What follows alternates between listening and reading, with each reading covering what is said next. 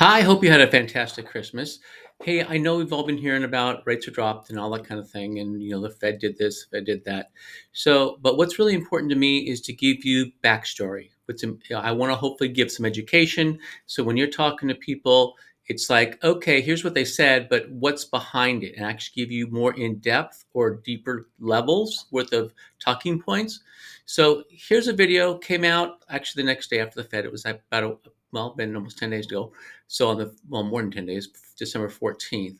And then I'm also going to kind of update you on what's because some numbers have come out since then. So let's take a listen, see what Barry's got to say, because he does a great job of talking about how this all came out. So take a listen. It's worth your time.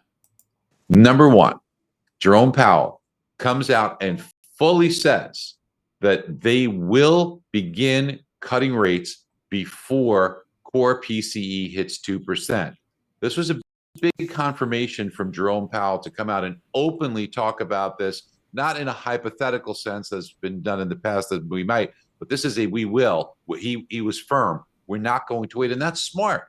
Finally, the Fed looking forward because look, if you wait till you hit 2%, then the lags come into play and you're going to really do damage to the economy. We don't know if we're going to escape recession. In fact, Jerome Powell, when asked that question, he left the door open on recession as well.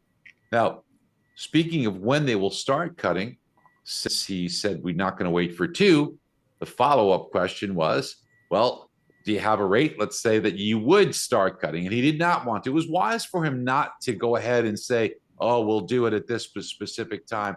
Wanted to leave the door because there are so many variables. So listen, I thought he handled this great. To us, it seems that once there's a two handle, once we get core PCE under 3%, and remember the 22nd, we're going to get the most recent core PCE number. It's currently at 3.5, but we'll get the more recent one coming up on the 22nd of December. So once we get a number under 3%, then I think it leaves the Fed open-minded to start cutting rates. So that was big. And then the other one, now we've been talking to you about this, was the balance sheet. You'd think all these reporters with all this supposedly, no one asked it except for the very last question. Thank goodness it got in the door. What about the balance sheet? Here's what Jerome Powell said.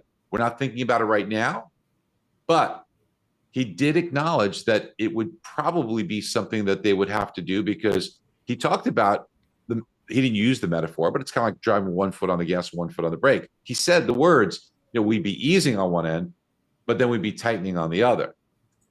He gave some clarity on it.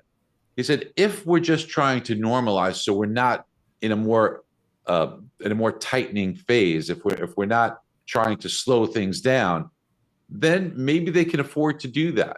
But if we're seeing the economy is weakening, he said it depends on what reason, right? So maybe if job numbers are going up, unemployment numbers, I should say, going up, or maybe we see there's an overall slowdown in the economy. If these things are evident, then yes, they will likely start by tapering, in our opinion, tapering the amount of QT and eventually, if need be, stopping QT. Probably mortgage-backed securities they'd allow to run off at a greater pace, but I could definitely see that. Now, there is something we're going to be talking to you more about, and that is the reverse repo market, because that's been drained from over $2 trillion down to $800 billion. As that gets lower, there's got to be a discussion about, hey, we need Treasury, the government needs the Fed to step in and start monetizing this debt. So that might come into play here as well. We'll keep a watch on it, and the way you start monetizing the debt is by stopping the QT and maybe even entering a phase of QE. So this is a very, very much a situation in flux. Dan, you've been monitoring this very closely as well. And please tell us about the dot plots and how the Fed's looking at that statement of economic projections. Yeah, so in this meeting, the Fed released their projections for where they see the economy going, inflation, unemployment, and of course, the Fed funds rate. And the dots plot shows you where the 19 Fed members believe the Fed funds rate will be. When we take a look at the dots plot, each of the 19 Fed members anonymously places their dot here on where they think the Fed funds rate will be over the next few years. If we look at next year, 2024, you can see that there are some outliers. Two Fed members think there's going to be zero cuts. Hello, Michelle Bowman's one of them, right? For sure. For sure. You also have another Fed member that thinks there's going to be 125 basis point cut. And then on the other end of things, you have a Fed member that thinks that cumulatively there's going to be 150 basis points of cuts.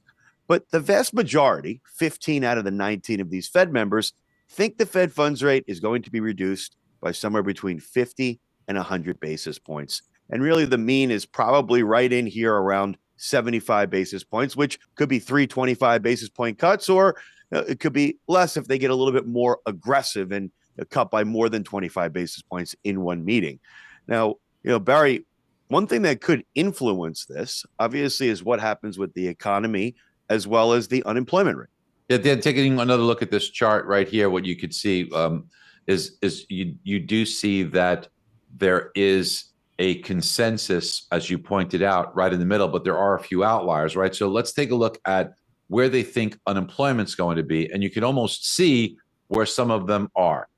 Certainly the ones that are dotted lines there showed the majority. You've got 9 members thinking that there's going to be an unemployment rate between 4 and 4.1% right there. If you go to the left of that, that bar shows that there's 3 members think it's going to be 3.8 to 3.9. So those 3.8 to 3.9, they're likely the ones that are a little stingier on the rate cuts. But what if we see unemployment get up to in that 4.1 or 4.2% range? Now, right now it's 3.7, but if we see unemployment get to 4.1 or 4.2%, that's going to surprise those 12 members. Those 12 members that you see there, the 2 bars to the left, those 12 members are definitely going to be in a position where they're going to say, we likely need to get more aggressive. That's why the unemployment rate will be a very big key to this. And, the ones that are already expecting 4.4 to 4.5, it looks like there's 2 of those. So one's at 4.4, one's at 4.5. Those 2 members are probably those ones that are figuring more aggressive on the rate cuts because they think unemployment rates already headed that direction. So team, watch. So what's interesting about this, let me give you a couple clarifications. So unemployment rate, he said, was currently at 3.7. That's not going to have any new information until January 5th. So we're still at 3.7. But he did say the core PCE, he was saying it was at 3.5. It did come out on the 22nd, and it did drop to 3.2. Remember, he was saying look for a 2 handle, right? And then he was also talking about QT and QE, quantitative tightening, which we're currently doing, and quantitative easing. So quantitative tightening is they're selling mortgage-backed securities and treasuries. Quantitative easing is they're purchasing mortgage-backed securities and treasuries. So just kind of give you a little background on that. So hopefully this is helpful for you. If I can be of any help, please let me know. I'm excited about what's going to happen for 2024. I'm expecting marvelous things. And again, because as the Fed rate goes down, and you can see he was showing 24, but also was kind of showing 25 and 26, even lower. So subsequently, that's the Fed rate. And as the Fed rate goes down, it's not a direct correlation, but it is absolutely an indirect correlation on where mortgage rates are headed. So that's good news for all of us. So let me know if you got questions. Hope you're having a great day, and I'll talk to you soon.